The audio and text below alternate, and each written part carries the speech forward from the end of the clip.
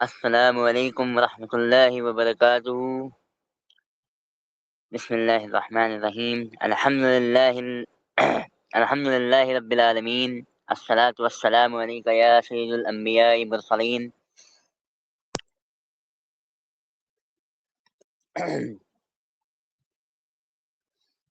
آج جس موضوع کے اوپر بات ہونی ہے وہ اسلام سے ریلیٹڈ ہے کہ اسلام باقی مذاہبوں سے اچھا کیوں ہے اور باقی مذاہبوں کے مقابلے میں صحیح کیوں ہے۔ اس کی بہت ساری چیزیں ہمیں دیکھنے کو ملتی ہیں، لیکن اس سے پہلے آج کل ہر دوسرے دن کچھ نہ کچھ نیا مسئلہ کھڑا ہو جاتا ہے، اور جب بھی آپ سوشل میڈیا کھولو، مثلا انسٹاگرام کھولو یا یوٹیوب کھولو، تو کوئی نہ کوئی، یوٹیوب پہ تو خیر نہیں، انسٹاگرام پہ جنہوں نے چیزوں کو دیکھ رکھا ہے یا جن کے پاس صحیح ریسورسز ہیں نیوز کے، خبر فراہم جو لوگ کرتے ہیں، وہ وہاں سے ہر دوسرے دن تیسرے دن کوئی نہ کوئی ایسی نیوز آ جاتی ہے جس سے کہ بڑی تکلیف ہوتی ہے سن کے۔ اور ابھی ایسی ہی ایک خبر آئی ہے جو کہ یوں تو 2 دن پرانی ہے، ہوا یوں، اور کافی ذریعے سے آپ کو بھی معلوم ہوگا یا ہو چکا ہوگا، لیکن میں اپنا اسٹینڈ ایک مزید آواز اس پر اٹھانا چاہوں گا کہ ابھی کشمیر سے خبر آئی۔ میں نے صبح اپنا انسٹاگرام کھولا تو مجھے پتا چلا، کیونکہ میں زیادہ یوز نہیں کرتا ہوں انسٹاگرام وغیرہ، لیکن جب آج میں نے اپنا انسٹاگرام کھولا اور دیکھا تو ایک سامنے ویڈیو آئی جس میں ایک ہماری بہن اور ان کے گھر والے اور ان کے آس پاس کے جو لوگ تھے، وہ پورے ہی ڈسٹرکٹ، پورے ہی اس جگہ کے ریسیڈنٹ جو وہاں رہا کرتے تھے، وہ لوگ جمع تھے، اور ایک ہماری بہن کچھ سوالات کر رہی تھی، دوسری بہن جواب دے رہی تھی، کافی درد کے ساتھ، کافی درد بھرا جواب تھا۔ ہوا یوں کہ ایک 12 سال کی بچی جو کہ گلوان پورہ ولیج کی رہنے والی ہے، جو بڈگام ڈسٹرکٹ میں آتا ہے سینٹرل کشمیر کے، اپنے گھر سے نکلی مدرسے کے لیے اپنی کتابیں لے کر کے، اور واپس نہیں آئی۔ اس کی باڈی 23 مارچ کو شام میں، بلکہ 23 مارچ کو وہ لاپتہ ہوئی، اس کے بعد اس کے اگلے دن غالباً اس کی باڈی ملتی ہے تقریباً 200 میٹر کی دوری پہ اس کے گھر سے، جہاں وہ رہا کرتی تھی، یا جس جگہ پہ، جس علاقے میں اس کا گھر تھا، اس سے تقریباً 200 کلومیٹر کی دوری پہ اس کی باڈی ملتی ہے۔ اور جب سارا کچھ ہوتا ہے، پوسٹ مارٹم وغیرہ ہوتا ہے، پولیس آتی ہے وغیرہ وغیرہ، جو لیگل پروسیجر ہے، جب وہ ہوتا ہے تو وہ پتہ چلتا ہے کہ جی اس کو کڈنیپ کیا گیا، اس کے ساتھ ریپ کیا گیا، پھر اس کو مار دیا گیا اور لا کے اس جگہ پہ پھینک دیا گیا۔ ابھی اس کا کرنٹ اسٹیٹس یہ ہے کہ پبلک، obvious سی بات ہے، کسی کی بچی، اور خاص طور پر کشمیر کے اندر زیادہ تر مسلمان موجود ہیں، اور مسلمانوں کے ساتھ ہی ظلم و زیادتی ابھی سے نہیں، ایک عرصے سے ہوتی آ رہی ہے۔ تو ایسے ہی کچھ ابھی بھی ہوا، اور لوگوں کا غصہ جیسے پہلے تھا ویسے ابھی بھی ہے۔ اسپیشل انویسٹیگیشن ٹیم نے کچھ لوکل ریسیڈنٹ کو اریسٹ کیا ہے، جو کہ وہیں پہ رہنے والے ہیں، جنہوں نے اپنا کرائم کنفیس کیا ہے، اپنا کرائم ایکسیپٹ کیا ہے کہ ہاں جی ہم نے یہ کام کیا ہے. ایسے ہی ایک کیس 2018 میں ہوا تھا جو کہ 8 سال کی بچی جس کا نام آصفہ بانو تھا اس کے ساتھ ہوا، اور ایسے کیسز مزید بھرے ہوئے ہیں تھرو آؤٹ دا ہسٹری، بھرے ہوئے ہیں ایسے کیسز. کشمیر کی عوام کے ساتھ جو ظلم و زیادتی گورنمنٹ کر رہی ہے، سابقہ گورنمنٹ کے دور میں بھی، ابھی جو گورنمنٹ ہے اس کے دور میں، تو وہ مزید ملٹیپلائی ہو گیا ہے. یہ گورنمنٹ کی فیلئر ہے، پہلے بھی تھا ابھی بھی ہے. اور یہ جو ہندو حضرات ہمارے ہیں جو ریسسٹ قسم کے ہیں، ساری ہندوؤں کی بات نہیں کر رہا، سارے سناتنیوں کی بات نہیں کر رہا، بہت سے سناتنی بھائی اچھے بھی ہوتے ہیں، اور ہمارے آس پاس بھی بہت سارے لوگ ہیں جو ہم سے روز ملتے ہیں جلتے ہیں، ساری چیزیں ہوتی ہیں، ساری انسیڈنٹس پہ بھی بات ہوتی ہے. لیکن چونکہ گورنمنٹ کے آنے کے بعد اس طریقے سے ان معاملات کو ہائی لائٹ کیا گیا ہے جس میں کہ وکٹم ہندو ہے اور کرائم کرنے والا مسلمان ہوتا ہے، لہٰذا ان کو یہ سمجھ میں آتا ہے کہ صرف مسلم ہی ایسا کر رہے ہوتے ہیں، ہندو ایسا نہیں کرتے. اور کشمیر کے اندر یہ چیز ہو گئی، وہ چیز ہو گئی، آرٹیکل 370 ہٹا دیا گیا، ہمارے لیے ایک راستہ کھل گیا کہ ہم آ جا کے زمینیں خریدیں. تو وہاں رہنے کے لیے یا اور ساری چیزوں کے لیے، بزنس کو فروغ دینے کے لیے، تجارت کو فروغ دینے کے لیے یہ ساری چیزیں نہیں کی گئی تھی، جبکہ یہ کی گئی تھی وہاں کی عوام کو مزید پریشان کرنے کے لیے اور مسلمانوں کو کے اوپر جینوسائیڈ کرنے کے لیے. ہر ایک طریقے سے جو ریپ ہو رہے ہیں، جو آئے دن وہاں کرفیو لگا ہوتا ہے، سگنل جیم ہوتے ہیں، کوئی کنیکشن نہیں ہے باقی اسٹیٹس کا اس ایک اسٹیٹ سے. تو میرا جو سٹینڈ ہے وہ یہ ہے کہ جو بھی لوگ یہ کلیم کرتے ہیں کہ ہم ہندو راشٹر بنائیں گے، ہم اس طریقے کی چیزیں کریں گے کہ رام راج آ جائے گا، یہ ہے آپ کا رام راج؟ کیا رام جی نے آپ کو یہی سکھایا ہے کرنے کو کہ کسی کی بہو بیٹی کے ساتھ آپ یہ گھنونی حرکتیں کریں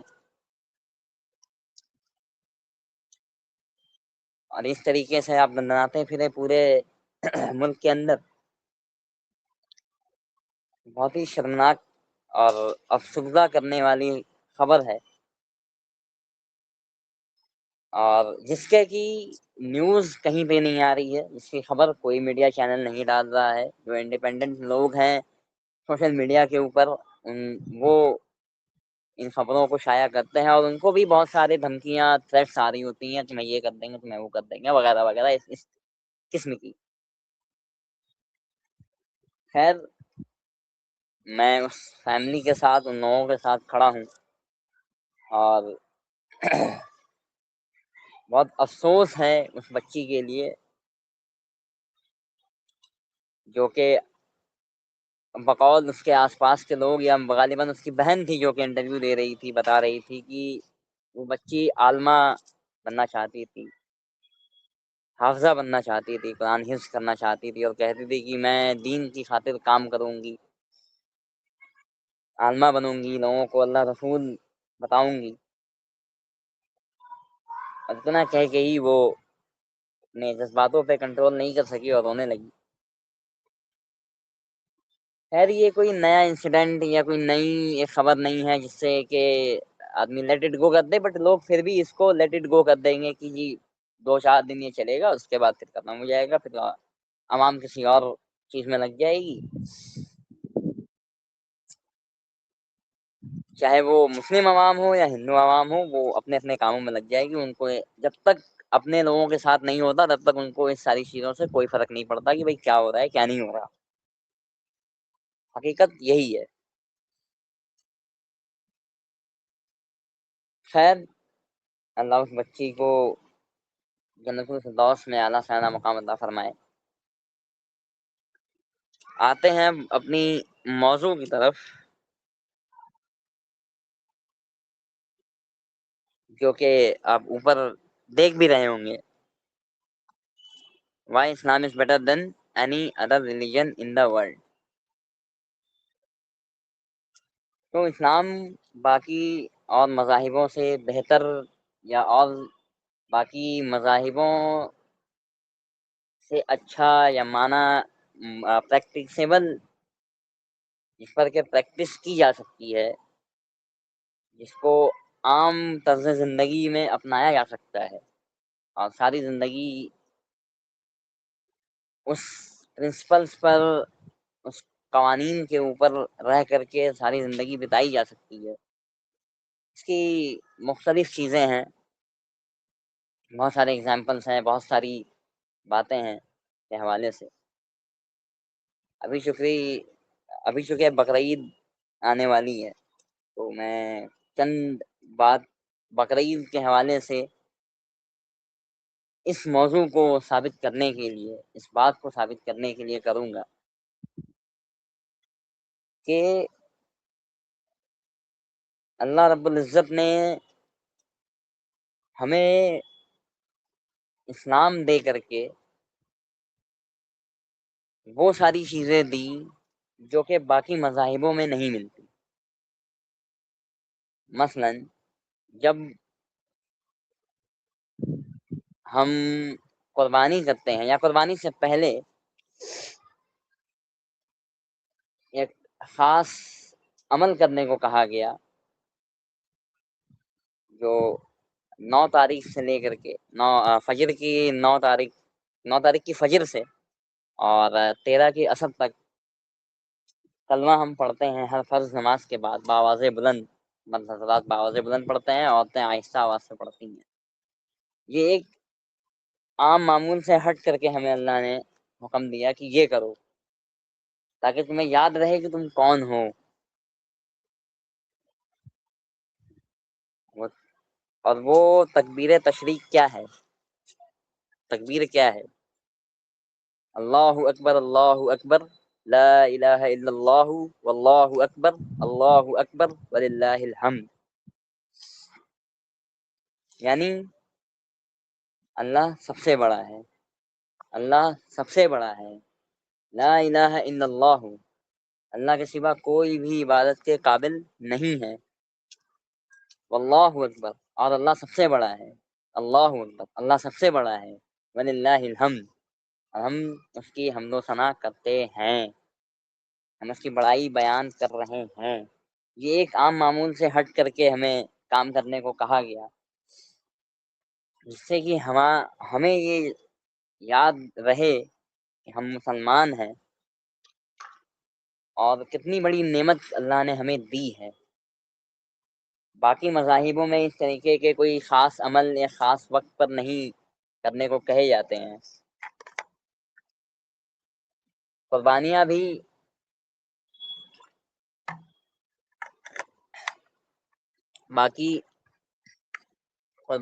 باقی مذاہبوں میں پہلے ہوا کرتی تھی، اب ان میں بھی نہیں ہے. اور اس کے فائدے، آج کل لوگ قربانی کے اوپر جو غیر مسلم ہیں یا جو ماڈرن مسلم ہیں، ان کو دین سے کچھ خاص لینا دینا نہیں ہے، ان کو اپنی خواہش نفس کو پورا کرنا ہے بس. ان کی طرف سے یہ اعتراض آتا ہے کہ آپ اتنے جانور مار دیتے ہیں، اتنی ساری آپ پیسے جانور پہ لگا دیتے ہیں، وہ پیسے یا کسی جانور کو خرید کر کے اس کو مارنے کے بجائے، یعنی اس کو ذبح کرنے کے بجائے غریب کو دے دیں، لوگوں کا گھر میں راشن دے دیں، وغیرہ وغیرہ اس طریقے کی چیزیں، یا غریب کو دیں، نہ کہ آپ جانوروں کو خریدیں اور اس کو پھر قربان کریں. اس سے کتنے جانور مر جاتے ہیں، کتنی جانوروں کی جان چلی جاتی ہے، اس طریقے کی چیزیں. تو اول اللہ کو یہ بخوبی معلوم تھا کہ صدقات و خیرات کر کے میں کروا کر کے میں اپنے بندوں سے اتنی رقم نہیں نکلوا پاؤں گا، اتنی رقم وہ صدقات و خیرات میں نہیں نکلے گی جتنی رقم میں قربانی کے ذریعے سے نکلواؤں گا. جتنی رقم قربانی کے ذریعے سے مسلمان نکالے گا، صدقات و خیرات میں نہیں نکالے گا. اگر آپ زکوٰۃ کا ہی نظام دیکھیں تو زکوٰۃ میں بھی استطاعت کے اوپر، اگر آپ کے پاس ایک مخصوص اماؤنٹ ہے یا اس مخصوص اماؤنٹ کے مطابق سونا اور چاندی موجود ہے تو ہی آپ زکوٰۃ دینے کے مستحق ہوں گے، ورنہ آپ کو زکوٰۃ دینے کی ضرورت نہیں ہے۔ لیکن قربانی کا بھی اسی طریقے کا عمل ہے کہ آپ صاحب استطاعت ہو، آپ کے پاس اتنے پیسے ہوں کہ آپ قربانی کروا سکیں، لیکن چونکہ قربانی کروانے کے لیے بہت زیادہ ہی کوئی مالیت کی ضرورت نہیں ہوتی ہے، اور آج کل نے ہمیشہ سے ثواب سمجھ کر کے، دادا ابراہیم علیہ السلام کی سنت سمجھ کر کے ہم قربانی کرتے آ رہے ہیں، اور کیا ہی خوبصورت عمل ہے یہ، آپ دیکھیں کہ جب جانور خریدا جاتا ہے، یہ جو لوگ اعتراض کرتے ہیں کہ غریبوں کو دے دو وغیرہ وغیرہ، آپ جب صدقہ نکالیں گے کتنے غریبوں کو کھلا دیں گے، کتنے ہی لوگ کھا لیں گے اس سے، اس اماؤنٹ میں یا اس تعداد میں لوگوں کو کھانا یا پیسے فراہم نہیں ہو سکتے جتنے قربانی میں ہوتے ہیں۔ ایک میں را آپ کے سامنے اگزامپل رکھتا ہوں، ایک را ڈیٹا رکھتا ہوں کہ فرض کیجئے کہ بقرعید کے 3 دنوں کے لیے لوگوں نے 10 کروڑ کا جانور ذبح کیا، ٹھیک؟ تو جب 10 کروڑ کا جانور ذبح ہوا تو جو 10 کروڑ روپے امیروں کے جیب سے نکلے وہ کس کے پاس گئے؟ کسی امیر کے پاس گئے یا غریبوں کے پاس گئے؟ جس نے جانور پالا اس کے پاس گئے۔ جب جانور آئے گا آپ کے پاس، آپ خرید کے لائیں گے تو اس کے لیے چارہ بھی لائیں گے، اس کے لیے اور باقی چیزیں بھی لے کے آئیں گے۔ سب سے اہم جو ہے وہ چارہ ہے۔ آپ صرف جانور خرید کر کے جو رکھیں گے نہیں، آپ نے 10 کروڑ روپے جانور خریدنے میں خرچ کر دیے، اس کے بعد آپ ہزار روپے اس کا چارہ خریدنے میں خرچ کر رہے ہیں۔ وہ چارے کے پیسہ کہاں جا رہا ہے؟ وہ بھی کسی غریب کو جا رہا ہے۔ چارہ والا کوئی امیر نہیں ہوتا، کوئی امیر بیٹھ کر کے ریڑھی پہ یا کہیں ٹھیلے پہ یا کہیں فٹ پاتھ میں چارہ نہیں بیچے گا، وہ غریب ہی بیچ رہا ہوگا۔ یہ پیسے بھی غریب کے پاس گئے، ٹھیک؟ اب اس کے بعد جب اس جانور کی قربانی ہوئی، اس میں بھی اللہ نے حکم دیا کہ 1/3 گوشت آپ غریبوں میں بانٹیں، جن کے یہاں قربانی نہیں ہوئی ہے آپ ان کو کھلائیں، اور آپ چاہیں تو 2/3 بھی دے سکتے ہیں یا پورا ہی صدقہ کر دیں، لیکن 1/3 آپ کو گوشت دینا ہے۔ اپنے جانور میں سے آپ کو 1/3 گوشت نکالنا ہی نکالنا ہے، ان لوگوں کے لیے جن کے یہاں قربانی نہیں ہوئی ہے، جو قربانی کرنے کی استطاعت نہیں رکھتے ہیں، یعنی غریب لوگ۔ امیر کے پاس تو ہے، وہ وہ 4 بکرا لے آئے گا، ایک گائے یا بھینس کی جگہ 2-3 لے آئے گا، اس کو ذبح کر لے گا، سب کچھ اس کا کر لے گا۔ اس کے لیے کوئی چھوٹی کوئی بہت بڑی بات نہیں ہے 4 لاکھ 5 لاکھ روپیہ انڈیا کے حساب سے خرچ کرنے میں۔ وہ 25,000 40,000 30,000 کا بکرا لے آئے گا تو کوئی دقت نہیں ہوگی۔ جو بندہ لاکھ روپیہ کماتا ہے اس کے لیے 20-25,000 روپیہ کچھ بھی نہیں ہے، یا جو بندہ 5 لاکھ 10 لاکھ روپیہ کماتا ہے اس کے لیے 2-4 لاکھ روپیہ کچھ بھی نہیں ہے، خرچ کرے گا، اور ثواب کی نیت سے حضرت ابراہیم علیہ السلام کی سنت کو زندہ کرنے کے لیے اور بھی لوگ بڑھ چڑھ کے اس میں حصہ لیتے ہیں۔ تو خیر، جانور خریدا، اس کے پیسے غریب کے پاس گئے، چارہ آپ نے خریدا اس جانور کو کھلانے کے لیے، جو بھی 2 1 4 5 دن رکھیں گے لوگ، بچے خاص طور پر چاہتے ہیں کہ زیادہ سے زیادہ دن جانور ہمارے یہاں رہے، تو چاند ہونے کے پہلے اور چاند ہونے کے بعد سے ہی 1 2 3 تاریخ سے ہی جانور آنا شروع ہو جاتا ہے، 7 8 تاریخ تک ہر جگہ جانور آ جاتا ہے سب کے یہاں پہ۔ اس کے لیے جو آپ نے 1 2 3 4 یا 1 ہفتے 2 ہفتے اس کو کھلایا، اس چارے کا جو پیسہ تھا وہ بھی غریب کے یہاں پہ گیا۔ اب جب اس جانور کی قربانی ہوگی، اس کے پیسے بھی، اس اس کا گوشت، پیسے نہیں گوشت، اس میں بھی اللہ نے حکم دے دیا 1/3 گوشت آپ غریبوں کو دیں گے۔ اس میں فائدہ کتنا ہے؟ جن غریبوں کو سال بھر یا جن لوگوں کو مہینے میں ایک بار، یا ہو سکتا ہے بہت سے ایسے لوگ بھی ہیں جن کو سال بھر گوشت کی شکل دیکھنا نصیب نہیں ہوتی، لیکن وہ بقرعید میں ہفتوں کھاتے ہیں بیٹھ کے، بنا خرچ کیے، بنا کہیں گئے آئے، ان کو مل جاتا ہے گوشت، وہ کھاتے ہیں۔ اس میں ٹوٹلی فائدہ کس کا ہے؟ نفع اس میں کس کا ہوا؟ غریب کا۔ غریب نے پیسے بھی کمائے، غریب کو فری میں گوشت بھی مل رہا ہے۔ اب آپ دیکھیں جب حج کرنے جاتے ہیں لوگ تو کروڑا جانور وہاں پہ ذبح ہوتا ہے، حاجی ذبح کرتے ہیں، اس کا گوشت وہاں کی گورنمنٹ کے سامنے بالکل ان کی آبزرویشن میں سارا گوشت پیک ہوتا ہے، اور وہ جو مسلمان غریب ملک ہے وہاں جاتا ہے۔ وہ لوگ کے تو مزے ہیں، فری پھوکڑ کا کھا رہے ہوتے ہیں بیٹھ کے، انجوائے کرتے ہیں بقرعید میں۔ اس چیز کو دیکھیں اگر ہم، تو اس چیز سے بھی اسلام کے صحیح مذہب ہونے کی یہ بھی بہت بڑی دلیل ہے، یہ ثابت ہوتا ہے کہ اسلام صحیح مذہب ہے۔ باقی کسی مذہب میں آپ نے دیکھا کہ اس طریقے سے غریبوں کا خیال رکھا جا رہا ہو، یا ان کا خدا ان کے اپنے ماننے والے جو غریب ہیں ان کا خیال رکھ رہا ہو؟ عیسائیت میں ایسا نہیں ہے، یہودیت میں ایسا نہیں ہے،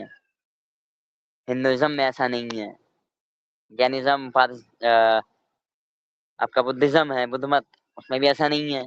صرف واحد اسلام ہے جس کے اندر یہ صرف ایک موضوع پر، ایک وقت پر اس طریقے کا سسٹم، ایک نظام بنا ہوا ہے۔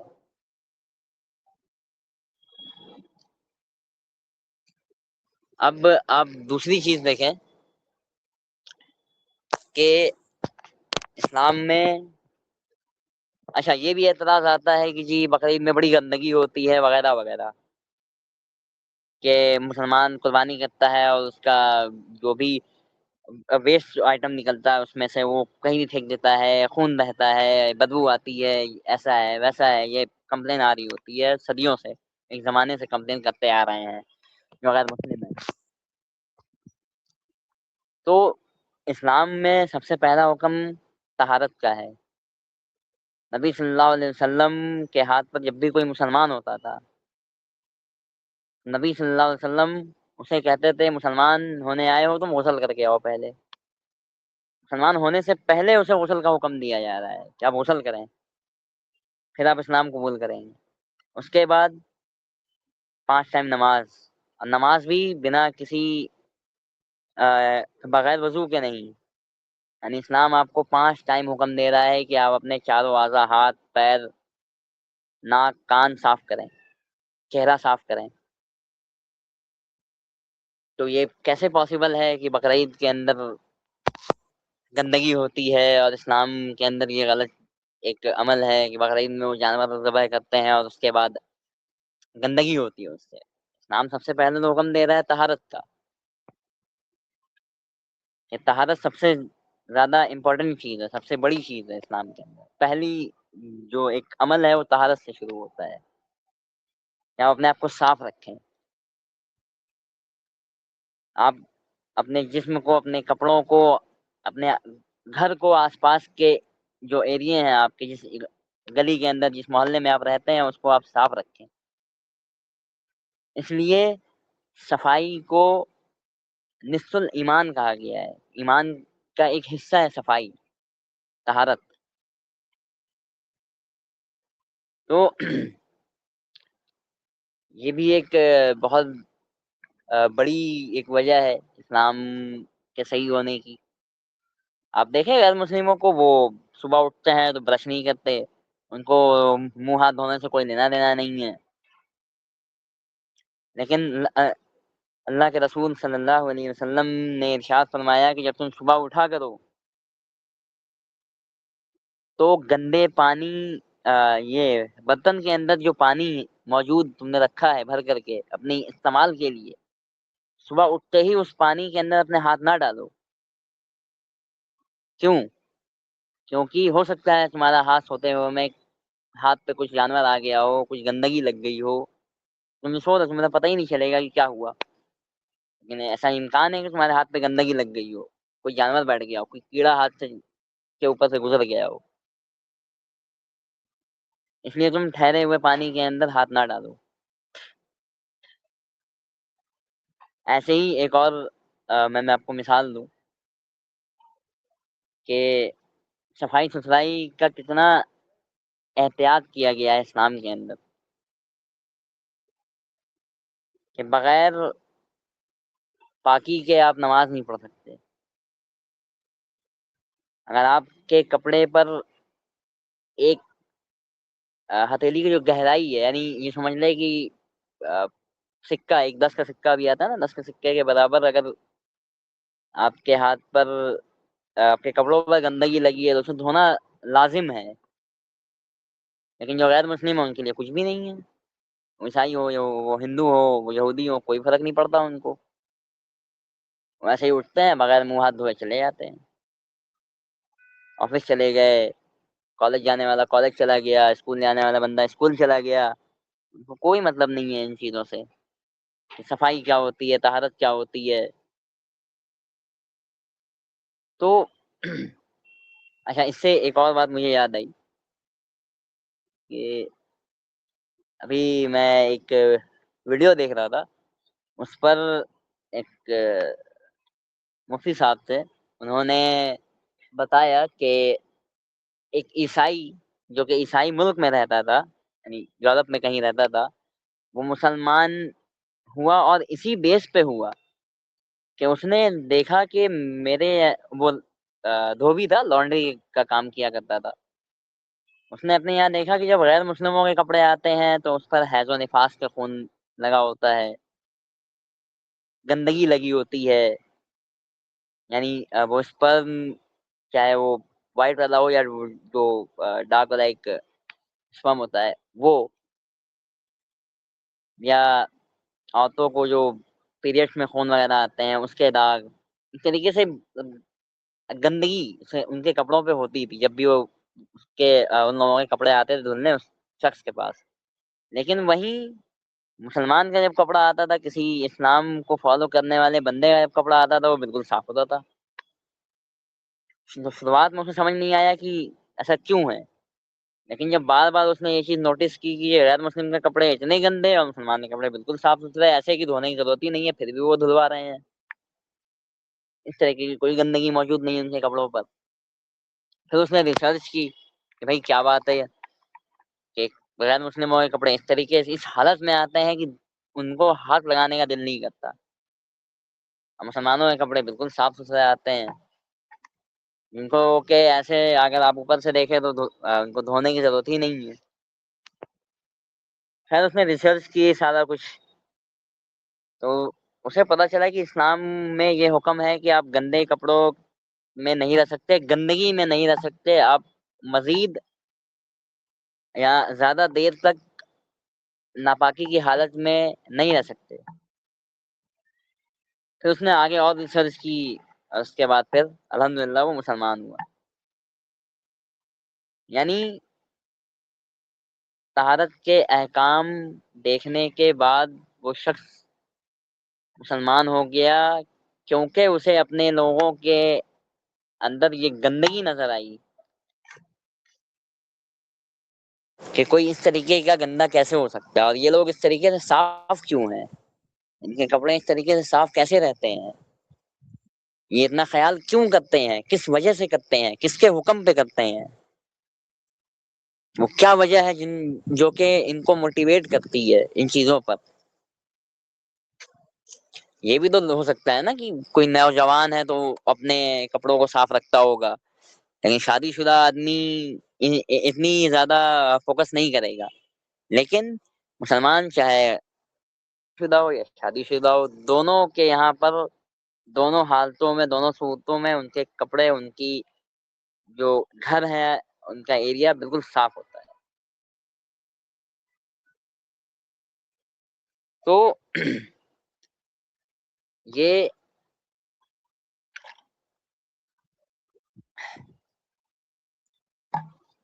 بھی ایک بہت بڑی دلیل ہے باقی مذاہبوں سے بہتر ہونے کی۔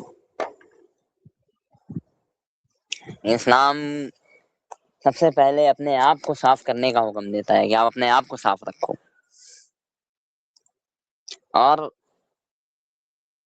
غیر مسلم جب اس چیز کو دیکھتے ہیں تو وہ کافی حیران ہوتے ہیں، جن کے دل کھلتے ہیں وہ مسلمان بھی ہو جاتے ہیں یہ ساری چیزوں کو لے کر کے۔ تو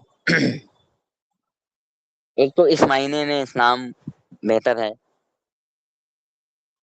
صرف اور یہ صرف ایک چیز ہے، صرف ایک چیز، ایک حکم جس کی وجہ سے حقانیت ایسے ایگزامپلس اور ان کے انبار ہیں۔ مثلا جس طریقے سے قرآن آج تک محفوظ ہے، باقی مذاہبوں کی کتاب، باقی مذہبی کتابیں محفوظ نہیں ہیں، جس طریقے سے نبی صلی اللہ علیہ وسلم کے احکام ہمارے پاس محفوظ ہیں، اور ان احکاموں کو جن لوگوں نے بیان کیا ہے، یعنی نبی صلی اللہ علیہ وسلم، ان کے بعد صحابہ، ان کے بعد تابعین، ان کے بعد طبع تابعین، اور ان لوگوں کو جن لوگوں نے ان کی روایتیں ان لوگوں نے کاپی کی ہیں اور اپنی کتابوں میں شائع کی ہیں، ان تک کے ہمارے جو علماء ہیں، محدثین ہیں، مفکرین ہیں، چاہے آپ پرانے علماء ہوں یا ابھی کے علماء ہوں، ابھی کے جو بھی لوگ ہیں، ان کی تمام شجرہ، اب تو انٹرنیٹ کا زمانہ ہے تو وہ آلریڈی سیو ہو جاتی ہیں چیزیں، تک یہ انٹرنیٹ اور یہ سوشل میڈیا وغیرہ نہیں آیا تھا، میں تب تک کی بات کر رہا ہوں، جب وہ پوسٹ چلتی تھی اس وقت کوئی سوشل میڈیا وغیرہ تھا نہیں جس سے آپ انٹرنیٹ پہ اپنی ساری انفارمیشن ڈال دو۔ اس وقت میں کیسے سیو تھی، اس وقت میں کس طریقے سے لوگ ایک اپنی شجرے کو لکھتے تھے اور بعض لوگ اس کو سیو کرتے تھے، اللہ نے کس طریقے سے اس کو سیو کیا ہے، اس کو بچا کے رکھا ہے، ان ساری تحریروں کو۔ اور غیر مسلم آ کے سامنے سے کہتا ہے کہ جی کیا پروف ہے قرآن کے صحیح ہونے کا، کیا پروف ہے نبی صلی اللہ علیہ وسلم کے موجود ہونے کا، کہ وہ تھے بھی ہسٹری میں، اور اپنے لوگوں کو وہ کہتے ہیں کہ جی ہمارے یہ موجود تھے، یہ موجود تھے، فلانا تھے، فلانا تھے، ان کا ایویڈنس ہی نہیں ہے، ان کا ایویڈنس آج تک پروف نہیں ہوا کہ وہ لوگ موجود تھے یا نہیں تھے، لیکن ہمارے نبی صلی اللہ علیہ وسلم اور ان سے منسوب تمام لوگوں کا شجرہ، پوری بایوگرافی ان کی ہمارے پاس موجود ہے، ابھی بھی لاکھوں کتابیں ہیں۔ میں صرف حدیثوں کی اگر بات کروں، نبی صلی اللہ علیہ وسلم کے جو قول ہیں، جو ان کے حکم ہیں امت مسلمہ کو، ان کو اگر میں جوڑوں تو تقریباً 40-42 ہزار احادیثیں ہیں مبارکہ موجود ہیں، اور اس کے اندر سملیرٹیز بھی ہیں، کوئی مثلاً بخاری میں ایک حدیث روایت ہوئی ہے تو اسی حدیث کو امام مسلم نے بھی اپنے بک میں لکھایا ہے، مسلم کے اندر بھی ہے، ترمذی میں بھی ہے، جو 6 پرومیننٹ کتابیں پڑھی جاتی ہیں، میں صرف ان کی بات کر رہا ہوں ابھی، باقی اور جو 4-5 کتابیں اور ہیں ان کی میں بات ہی نہیں کر رہا، میں یہ 6 کتابوں کی بات کر رہا ہوں، بخاری، مسلم، ابو داود، سنن النسائی، جامعہ ترمذی۔ تو یہ ساری کتابیں اور ان کے اندر جو اقوال موجود ہیں، جو احکامات موجود ہیں، یہ بھی بہت بڑی دلیل ہے جس طریقے سے اس کو پریزرو کیا گیا، اور لوگوں نے، اور اللہ نے، سب سے پہلے اللہ نے پریزرو کیا، اللہ نے ان کو بچایا، جو کہ ابھی سے پہلے کبھی نہیں ہوا، اور اوریجنل ٹیکسٹ میں، ٹرانسلیٹڈ نہیں، آیا کسی میں تھا اور وہ آج ہمیں انگلش میں مل رہا ہے، یا ہندی میں مل رہا ہے، یا اردو میں مل رہا ہے، حدیثیں جتنی بھی موجود ہیں وہ ساری عربی میں ہیں، آج بھی عربی میں موجود ہے ہمارے پاس۔ کوئی یہ نہیں کہہ سکتا کہ جی یہ اس وقت جب نبی صلی اللہ علیہ وسلم تھے اس وقت میں یہ زبان نہیں بولی جاتی تھی، یہ زبان بولی جاتی. ہمارے پاس ساری چیزیں اسی زبان میں موجود ہیں آج بھی. اب میں حدیثوں کی بات کر رہا تھا کہ کل کتنی حدیثیں ہیں. میں نے یہاں تک کاؤنٹ کی ہیں. میں ایک را فگر دے رہا ہوں کہ 42,000 حدیثیں موجود ہیں. ان میں اگر کاپی کی ہوئی حدیثوں کو نکال لیں اور یہ ایک ایوریج لے لیں کہ ایک حدیث 5 بار کاپی کی گئی ہوگی 5 الگ الگ مختلف کتابوں میں. 40,000 ہی لے لیں آپ. 40,000 کو 5 سے ڈیوائڈ کر کے دیکھ لیں کتنے بنتے ہیں.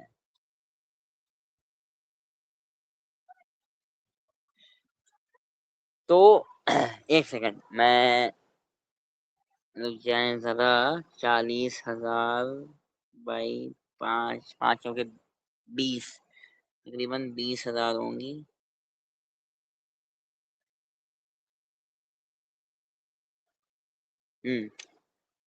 8 آتے ہیں. 40 ڈیوائڈیڈ بائی سوری اگر ہم انٹو کریں گے تو آئے گا 20. اگر ہم ڈیوائڈ کرتے ہیں تو 80 آتا ہے. یعنی 40,000 ڈیوائڈ بائی 5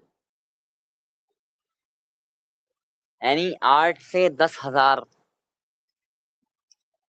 اور یہ میں نے ایک راؤنڈ فگر لیا کہ 42,000 کیونکہ میں نے ایک اوپر سے کاؤنٹ کیا تھا تو 42,000 تقریباً آ رہی تھی ان صرف 6 کتابوں کی. باقی اور بھی احادیث کی جو کتابیں ہیں اس میں موجود ہیں حدیثیں. تو یعنی 8 سے 10,000 مان لیں کہ 8 سے 10,000 قول جو نبی صلی اللہ علیہ وسلم کا آج سے 1450 سال پہلے تھا. 1447 سال ہو گئے اسلام کو آئے ہوئے. اس وقت جو موجود تھے ان کی زندگی میں 23 سالہ نبوت کی زندگی میں وہ آج تک موجود ہے. اتنی کوانٹٹی میں ہے پوری سندوں کے ساتھ ہیں. کن لوگوں نے کہیں ہیں وہ موجود ہیں. وہ لوگ صحیح تھے یعنی وہ لوگ سچے تھے صادق امین تھے یا نہیں تھے وہ بھی موجود ہے. کہاں انہوں نے پڑھائی کی, کہاں پیدا ہوئے, کہاں ان کی وفات ہوئی, کن کن لوگوں سے ملے, کن کن استادوں سے انہوں نے علم حاصل کیا. وہ جو حدیث منہ پہ کہہ رہے ہیں وہ حدیث کہاں سے لے کے آئے ہیں, ان کو کن نے بتائی, ان کو کس نے بتائی, ان کو کس نے بتائی, پھر انہوں نے کس سے سنی یعنی نبی صلی اللہ علیہ وسلم سے کس نے سنی اور آگے کس طریقے سے ٹرانسفر ہوئی. یہ ساری باتیں ہر ایک شخص کے بارے میں صحابہ ہیں, تابعین ہیں, تبع تابعین ہیں, ساری باتیں ان کی تمام لوگوں کے درمیان سے ہمارے تک پہنچی اور ہم تک یہ موجود ہے.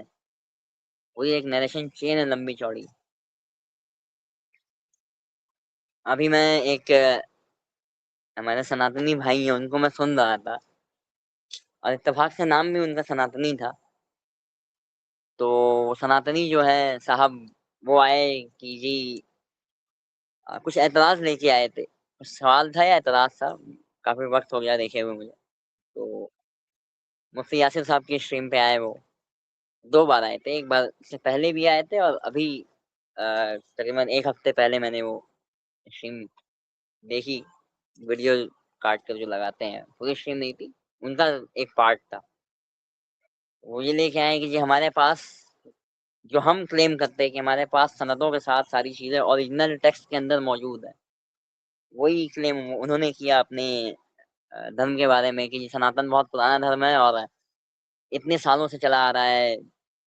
8 یا 10 ہزار سال کی بات کی تھی, 8 لاکھ کی بات کی تھی, اس طریقے سے کچھ بات ہوئی. تو ان کے پاس انہوں نے کلیم یہ کیا کہ بھائی ہمارے پاس یہ اتنے ہزاروں لاکھوں لوگ موجود ہیں جنہوں نے جب سے کائنات بنی ہے اس وقت سے یہ کتاب ہمارے پاس محفوظ ہے, اور ان کے جو نریشن جنہوں نے نریشن کیا ہے, نریٹ کیا ہے, وہ ساری چیزیں ہیں ہمارے پاس موجود. جن کی نریشن ہے ہم تک, جن کی نریشن آئی ہے وہ ساری موجود ہے. جب تحقیق کی گئی تو 150 نام نکلے, یعنی 8 لاکھ پرانی تہذیب اور اس کے راوی 150 جو پرومیننٹ ہیں. اس کے بعد وہ بات کو گھمانے لگے کہ ایسا نہیں ہے، وہ دوپر یگ ہے، وہ ست یگ ہے، وہ اب کل یگ ہے، وغیرہ وغیرہ وغیرہ وغیرہ، جس کی کوئی سند نہیں ہے، کچھ بھی موجود نہیں ہے ان کے پاس، لیکن کانفیڈنس ماشاء اللہ، کانفیڈنس سب کمال کا ہے۔ ایسے ہی ہمارے کچھ عیسائی بھی ہیں جن کے پاس کوئی سندیں موجود نہیں ہیں کہ بھائی یہ بندہ جو کہہ رہا ہے وہ بھی صحیح ہے یا نہیں ہے، پال خود کیسا ہے، یا میتھیو جو ان کی کتابیں ہیں،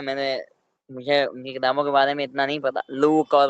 میتھیو اور پال، یہ تین پرومیننٹ ایک کیریکٹر ہیں ان کے یہاں پہ، جنہوں نے ساری بائبل لکھی ہے ابھی جو موجود ہے ان کے پاس، نیو ٹیسٹمنٹ اور ٹیسٹمنٹ ملا کر۔ ان کی اپنی سندیں بھی کچھ نہیں ہیں، لیکن یہ کلیم کرنے آ جاتے ہیں کہ ہمارے پاس یہ ہے، اور انہوں نے یہ کہا اور انہوں نے یہ کہا، قرآن میں یہ کہا گیا ہے۔ مجھے تو حیرت، چلے ان کا تو 2000 سال کا ہے، جس کا کہ ان کے پاس بھی کوئی پروف نہیں ہے۔ مجھے حیرت اس بات پہ ہوتی ہے کہ ایسے لوگ جن کو اپنی کتابوں کے اندر لکھا کیا ہے یہ تک نہیں پتا، اور وہ کلیم کرنے آتے ہیں، وہ کلیم بلکہ سوال لے کے بلیم کرنے آتے ہیں اسلام کو کہ جی آپ کے یہاں پہ ایسی چیزیں ہیں، آپ کے یہاں پہ یہ ہے، آپ کے پاس کیا پروف ہے کہ آپ جو ہے کہ کتابیں آپ کی محفوظ ہیں، اور آپ کا جو فگرس ہیں یعنی نبی صلی اللہ علیہ وسلم ہیں، صحابہ ہیں، ان کی کہاں سے سند ملتی ہے، کیسے آپ پروف کریں گے کہ یہ لوگ موجود تھے، وغیرہ وغیرہ۔ اور وہ جو بھائی کی میں نے بات کی، سناتنی جو بھائی تھے، ان کا کہ نام بھی سناتنی تھا، اس میں سناتنی نام رکھ کے آیا تھا، اوریجنل نیم جو بھی ہو، خیر۔ تو ان کی ایک بات میں مجھے بڑی ہنسی آئی کہ انہوں نے کہا تھا، کیا کہا تھا انہوں نے، کہ ہاں انہوں نے کہا کہ تو آپ جب ان پہ ثابت نہیں کیا گیا کہ یہ یونیورس جب سے بنا تب سے ہماری کتابوں کا وجود ہے اور اس کی ساری سندیں ہمارے پاس موجود ہے، جب ان سے یہ کلیم ویریفائی کروایا گیا اور ویریفائی نہیں ہوا، ویریفیکیشن کینسل ہو گئی اس کی، اور وہ پوری طریقے سے ہارے اس بات پر، اپنی کلیم کو ثابت نہیں کر پائے، تو پھر وہ سوال انہوں نے کیا کہ جی آپ کے پاس آپ کہتے ہیں کہ سیدنا حضرت آدم علیہ السلام آپ پہلے مسلمان تھے، اور ایک دنیا وہاں سے شروع ہوئی ہے، انسان کا وجود، آدم کا وجود آدم علیہ السلام سے ہے، تو آپ کے پاس کیا سند موجود ہے ان تک کی، اور کتنے سال پہلے وہ آئے تھے، وغیرہ وغیرہ، اس طرح کے لیم ایکسکیوزز ٹاپک سے بچنے کے لیے،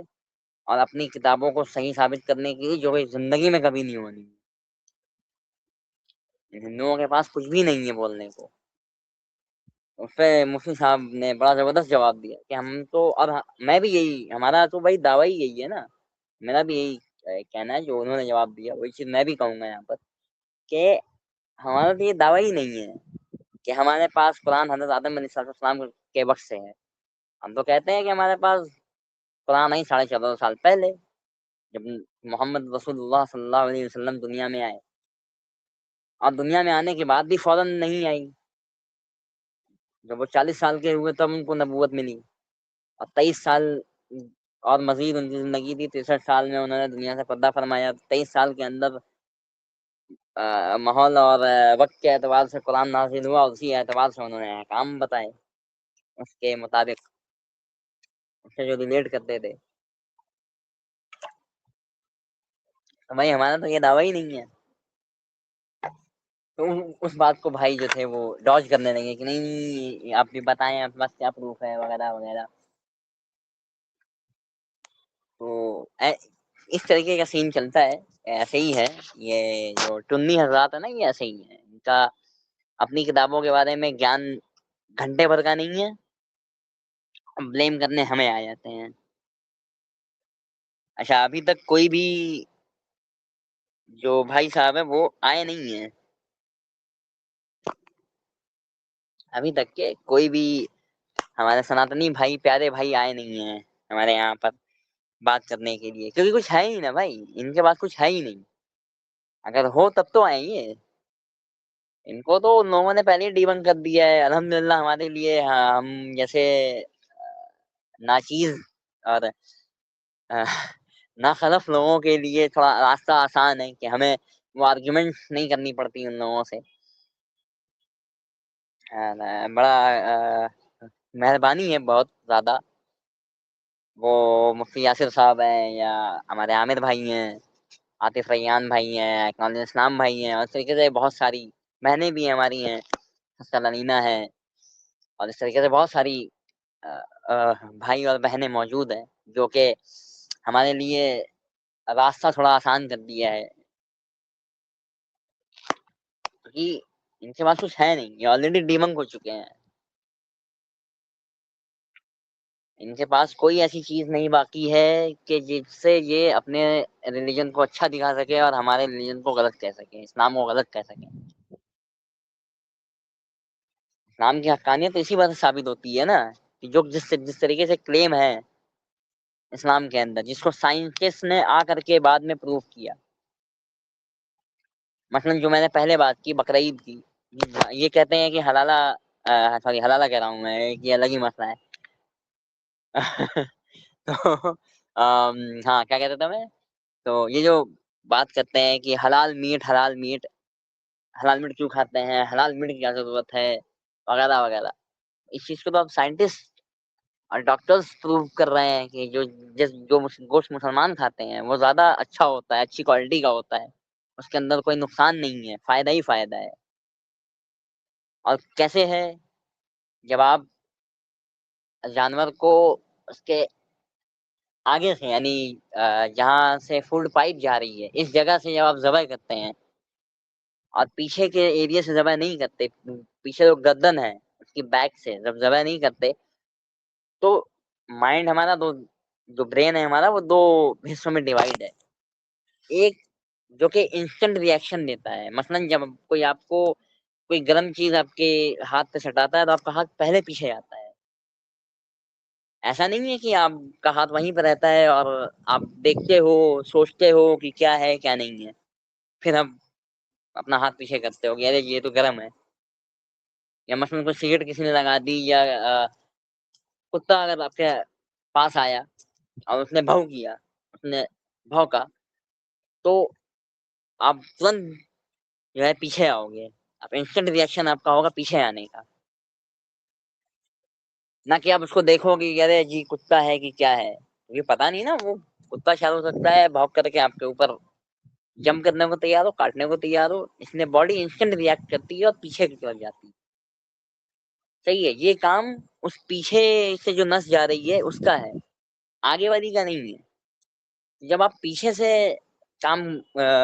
جانور ذبح کرو گے، ذبح کیا کرو گے، کاٹ دو گے گردن ایک جانور کی جھٹکے سے، تو اس کی آگے تو کٹ گئی، تکلیف تو اس میں کم ہوگی، جتنی تکلیف ذبح کرنے میں ہوتی ہے اتنی تکلیف اس میں بھی ہوگی اس کو، لیکن فرق کیا ہے یہاں پر، آپ نے جب اس کی پوری گردن دھڑ سے الگ کر دی تو اس کا وہ والا کنیکشن بھی مائنڈ سے ہٹ گیا کہ ہمیں ریئیکٹ کرنا ہے اس بات پر کہ کچھ ہوا ہے باڈی کے اندر، برین کو یہ میسج ہی نہیں پہنچے گا کہ کچھ باڈی کے اندر ہوا،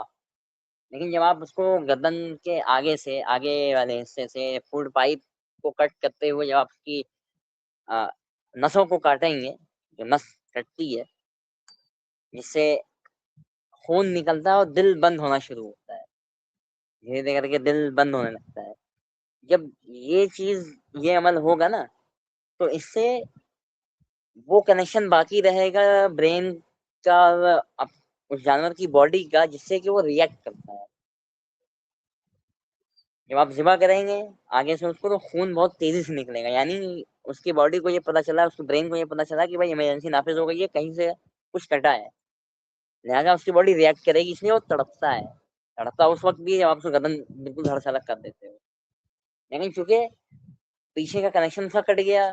اس کو ریئیکٹ کرنے کا موقع ہی نہیں مل رہا، اس کو پتہ ہی نہیں چل رہا کہ بھائی ہمارے باڈی کے ساتھ ہوا کیا، یہ وہ ترنت ٹھنڈا ہو جاتا ہے، سارا خون اس کا اندر ہی رک جاتا ہے، لیکن جب آپ اس کو ذبح کرتے ہو تو آگے والا جو ایک نس ہے جو کنیکٹڈ ہے دل سے، وہ جب کٹتی ہے تو وہ پیچھے والی جو نس ہے آپ کی وہ برین کو میسج بھیجتی ہے کہ جی کچھ ہوا، تو ایمرجنسی نافذ ہوئی ہے، کہیں سے کچھ کٹا ہے میرا، اور خون اسی وجہ سے وہ جانور تڑپنا شروع کرتا ہے اور خون تیزی سے نکلتا ہے باڈی کے باہر. کیونکہ آپ نارملی آپ دیکھیں، آپ کے انگلی پہ کٹ لگتا ہے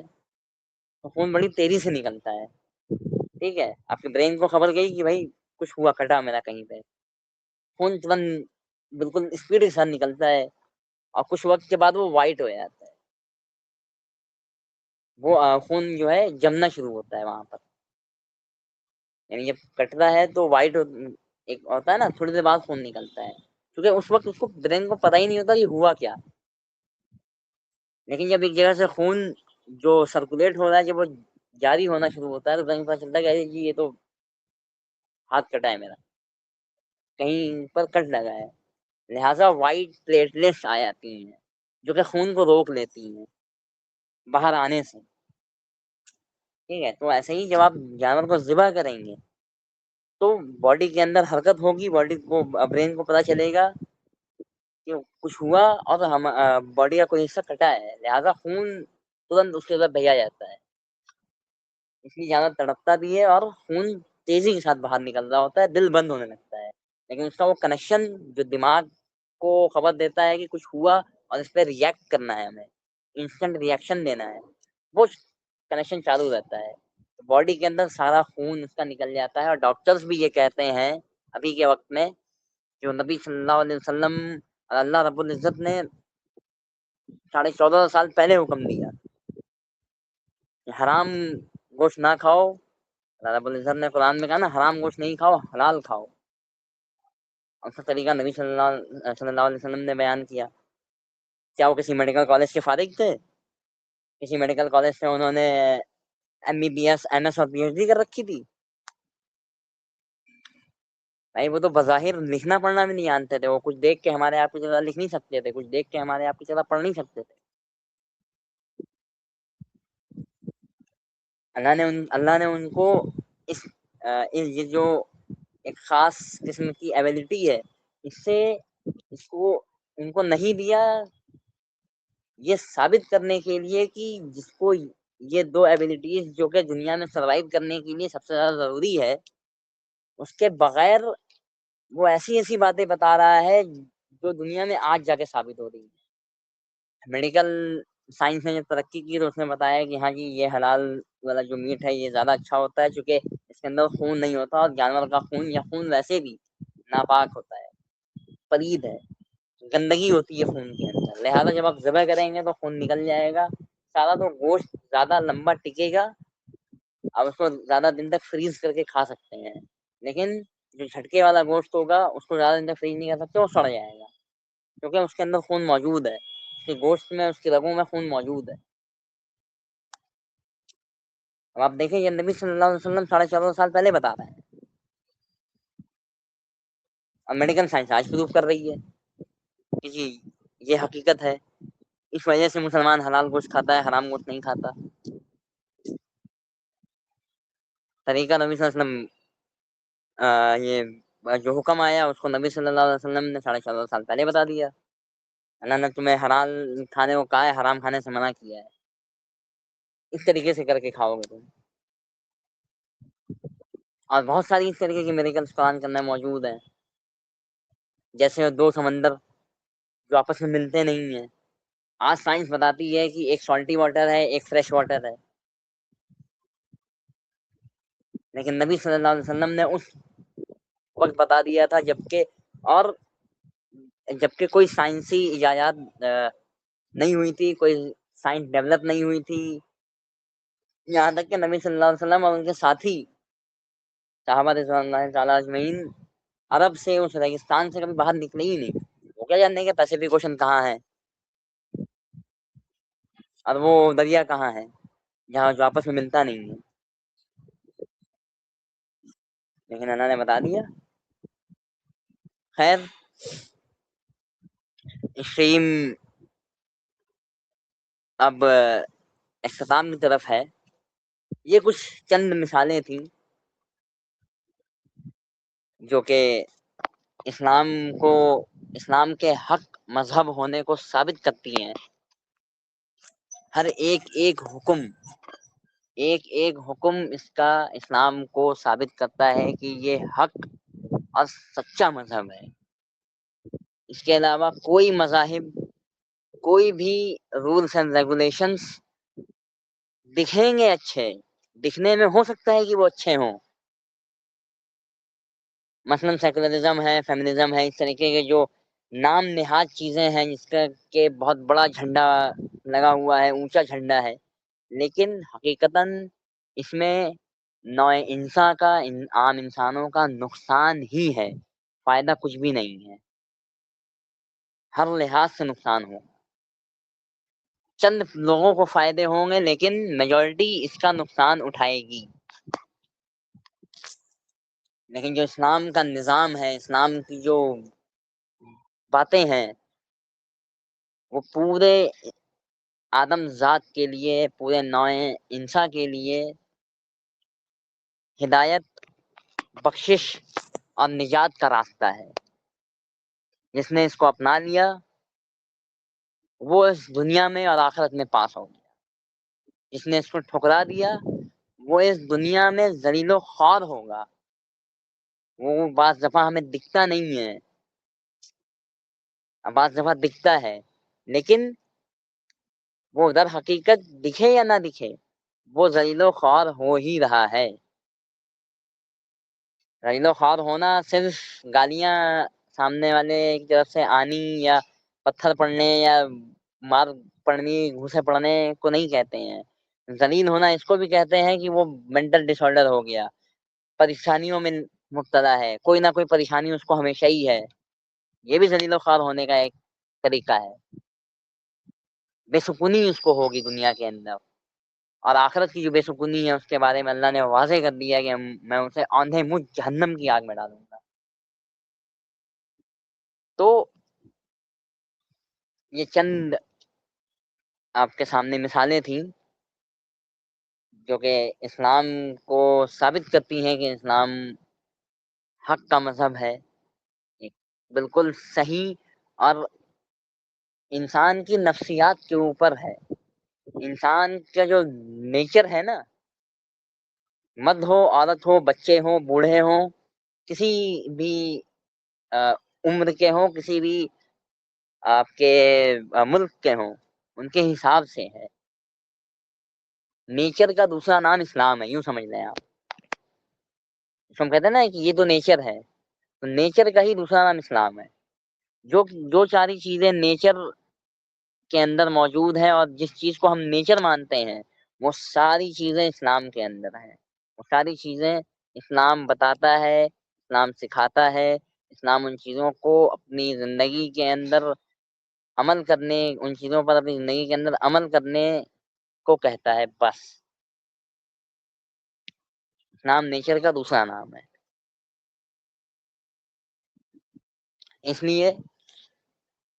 انشاءاللہ اس کو ہم آگے کنٹینیو کریں گے. ابھی کے لیے اتنا ہی. اپنے بھائی کو دیں اجازت. جزاکم اللہ خیر. السلام علیکم ورحمۃ اللہ.